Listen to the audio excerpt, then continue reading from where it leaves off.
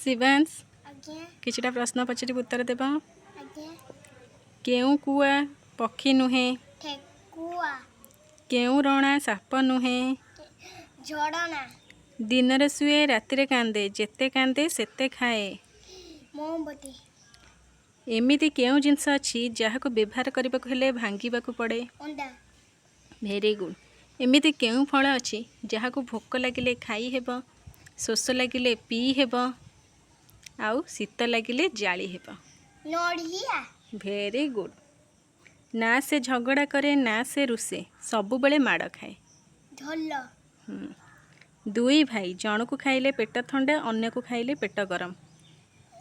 चिनी आउते मिश्री आउ दुईटी बालक रंग समान, जड़े हजिगले आउ जड़े को काम को नुह। चप्पल आउ गोटे थाली रे दुईटी अंडा, गोटे गरम अन्यटी थंडा। आकाश आकाश रे कौन? आकाश बा